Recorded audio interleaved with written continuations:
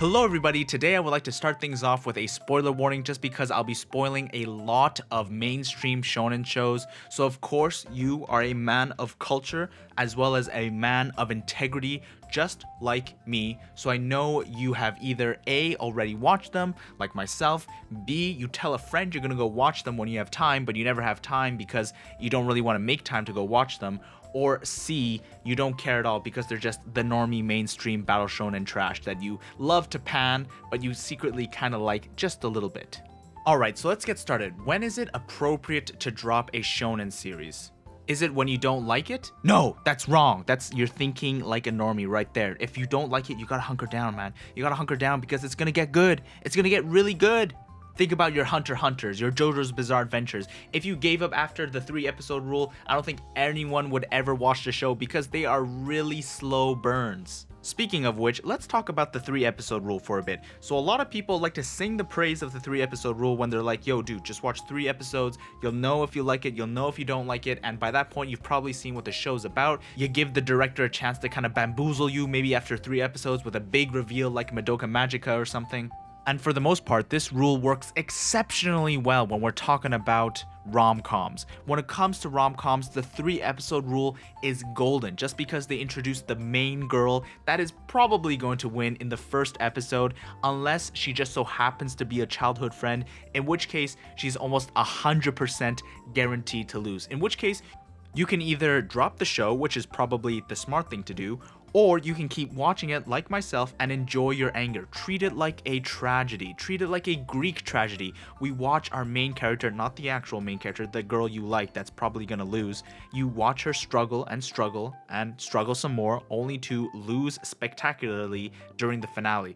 Or better yet, there is no finale and their, air quotes, daily lives continue so they can sequel bait in the future. Also, most rom-coms, and by extension most seasonal animes that run for one core, are generally about 12 to 13 episodes long. 13 episodes if they've got like the budget for a big finale or something. This means you've watched about 25% of the show. Like if you only watch 3 episodes of a 12-episode series, well then you've seen 25%, and that is definitely a good spot to stop if you don't like it.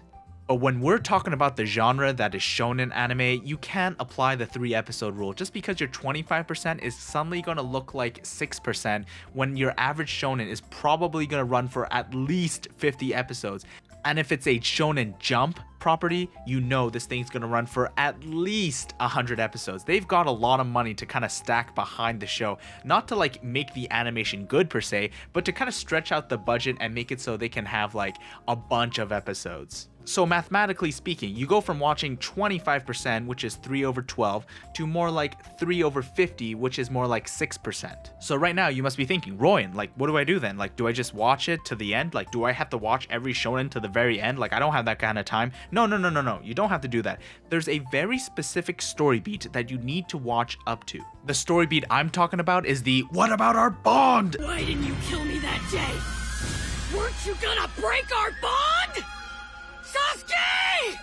Story beat that happens in pretty much every single shonen anime series out there. You don't believe me? Okay, let's start with the easy one. Let's see if I can convince you. So the easy one is of course Naruto. So you gotta get to the point in Naruto, OG Naruto, where Naruto is fighting Sasuke at the waterfall and then he's like, "What about our bond, Sasuke?" And he tries to like bring Sasuke back. At this specific point in Naruto, I would be okay if you just stopped watching because the first part of Naruto is definitely good and it has this great message of hard work, and after that when they go into Shippuden it goes from hard work into, oh, you didn't get born with super eye laser beam powers, well then too bad for you. And then Sakura's character gets completely made even worse than she already was. Like her redemption is just awful, and then Sasuke's redemption boils down to, oh yeah, sorry about that. And I know, right now you must be thinking, Roion, you're an absolute madman. The original Naruto series is like 220 episodes. So you're telling me I have to watch 220 episodes before I know I am able to even drop the series, before I know it is safe to drop the series, I need to watch 220 episodes. Yes, that is exactly what I'm saying, because if you think about it, the entirety of Naruto is like, what, 720 episodes? You're only watching 220. That's still less than half. That's still not that much. You know, just put it on the background or something. I didn't say it was going to be easy. I just said that you'd be getting the best, or at least you'd be getting a good idea of what the show has to offer. Because I'm sure you've been there, especially if you're a JoJo fan or a Hunter fan, and you're talking to some guy about JoJo's Bizarre Adventure, and they're like, oh, JoJo's Bizarre Adventure? You mean that show about the classist nature of the Victorian era, where there's this guy called Dio, and he comes in to try and steal the family fortune? And you're like, no, I'm talking about the show about vampires and stands and time traveling. And they're like, what? I thought JoJo's was about this guy trying to steal the Joestar family fortune. Or if you're a Hunter Chad and you're trying to talk to a non-Hunter Chad, they're like, oh, Hunter, yeah, I watched a couple episodes about a kid with a fishing pole, right? And he wants to become a hunter or something. He gets on a boat and then two guys fight it out and they go to a giant tree and then there's some kind of stupid exam or something. And you're just like, dude, I'm trying my best not to kill you right now. Okay, so you gotta get to the point in the story where the characters go, what about our bond? So allow me to elaborate. Let's bring up another example here. So in My Hero Academia, they need to get up to the point where Deku goes, what about our bond, Bakugo? And you, of course, having seen My Hero Academia, you know that there is no big betrayal between Bakugo and Deku. So what do I mean when I say, what about our bond? I mean, you have to get up to the point where they talk about their kizuna, about their bond. They have to actually talk about their kizuna. They do the friendship spiel, where they talk about their bonds and their friendship. That's where you have to get to. Everything else before that is just like the build-up. Once they start talking about their bonds, that's when you know the show is getting serious. The level of severity will be based upon how much they talk about their bonds. If it's just a typical, let's work together and defeat the bad guy, well then that's a low tier point. You need to hit the high tier point where it's either a betrayal or they talk about their bonds for at least 10 minutes. In Deku's case, he has a flashback to all the times they were hanging out with Bakugo, so this is a good point. This is the point where they talk about their kizuna, about their bond. Another good example is in JoJo's Bizarre Adventure Part 1, where Jonathan figures out that Dio wants to kill his dad, and then Jonathan talks about his kizuna with Dio, so he's like, what about our bond, Dio? He doesn't actually say, what about our bond, Dio? But he says something more along the lines of, for the past 17 years I have felt no familial bond from you, Dio. I can't believe you would do this to our father. Which would translate to, what about our bond, Dio? You got to get to the point where they talk about their friendship, their kizuna, their bond. That's when you know it's safe to drop the series. So far, I've given you some examples about a good point in the series where the series really jacks up and gets really, really good after that point. But let's talk about some series that get really, really bad after the what about our bond point. Naruto, you could argue it gets really, really bad. I think it gets really, really bad. But some people, they like the eye-powered laser beam stuff. I totally accept that. So let's get some objectively terrible series in here.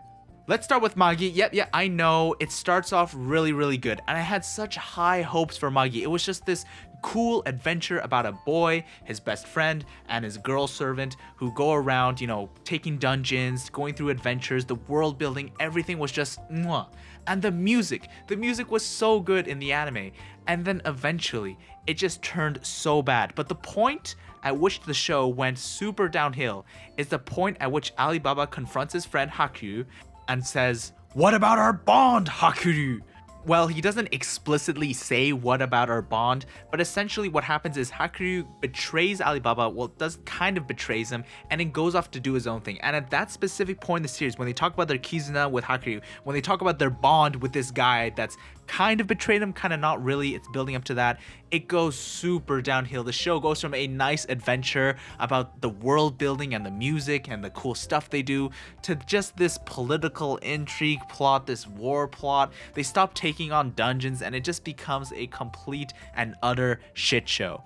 I believe the anime never made it that far. I had to read the manga to get to the what about our bond scene.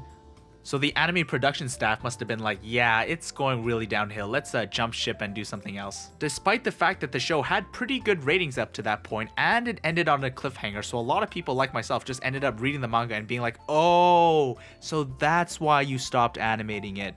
Alright, let's move on to a different show. The next one I want to talk about is Death Note. And yes, I know, Death Note is not a battle shonen, but it's still a shonen, damn it. The reason why I want to bring up Death Note in particular is because so far all the "what about our bond" scenes that I've brought up are very in your face. They're like shoved out at you. The characters will talk about their bond, their kizuna, that you can listen to it, you can read the subtitles. But in Death Note's case, it's a lot more nuanced.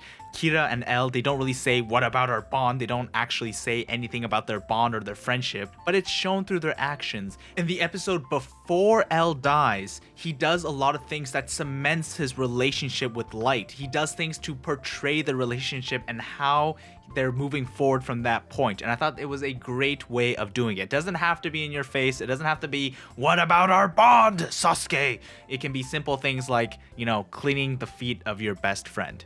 And for our last one, let's talk about Fairy Tail, just because I know people are going to bring it up. They're going to be like, Fairy Tail, you got to watch so much Fairy Tail until they talk about their bonds. It's going to be painful. How do you know when you're going to drop it? Well, Fairy Tail actually talks about their bonds so early. Like, that was the big tick off to me, is the fact that Natsu talks about his kizuna, he talks about his bond with the rest of his guildmates so early into the series. You're supposed to save that for the big bad. You're supposed to save your kizuna, your bond talk for later. But no, they spring it up really early. So you know the series is going to go downhill from there, and that was one of the biggest tick-offs to me, that Fairy Tail was going to be trash. But I kept watching it just because the fan service was so freaking good for teenage Roion.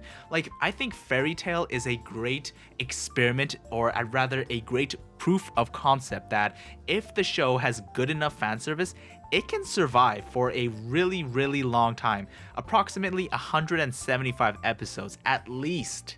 And I know what you're thinking now. You're like, there has to be some kind of exception to this rule. And yes, I did think about that. The only one that came to mind where a shonen protagonist didn't talk about their kizuna or bonds at any point in the show is Dragon Ball Z. The other characters may talk about their bonds, like Vegeta may talk about how much he loves Trunks or something, but Goku specifically never really talks about his bonds with Chi-Chi, with his children. He kind of just wants to fight. However, in my defense, what I will say is Dragon Ball Super is a continuation of Dragon Ball Z, right? So maybe we just haven't hit that point and we have to keep watching Dragon Ball until eventually Goku's gonna talk about his kizuna. Anyways, thanks for watching. It means a lot. Did I convince you to maybe go back and finish a shonen that you maybe only watched the first 4 episodes of? I'm thinking about like maybe a Black Clover, maybe? No? If you can think of any other modern exceptions to the rule, let me know in the comments down below. And without further ado, I want to quickly talk about One Piece. Future Roion here. So while I was editing this, I noticed I didn't bring up One Piece, and a lot of people, when they think of One Piece, they think of Nakama, they think of the Bond stuff, right? So they're like, oh, I can drop One Piece super early. And by super early, they must mean the Alabasta arc, right? Because the Alabasta arc is when they really start pushing this Nakama stuff onto us. Before that, it was mostly just adventure, and Luffy does care about his people, but he never actually straight up says anything about their bonds, about their kizuna, about being Nakama. Before that, it's kind of implied, like it is there, but it's not full out in your face. And to get to that point, you need to watch at least 92 or at least to 130 episodes of One Piece before you're able to drop it.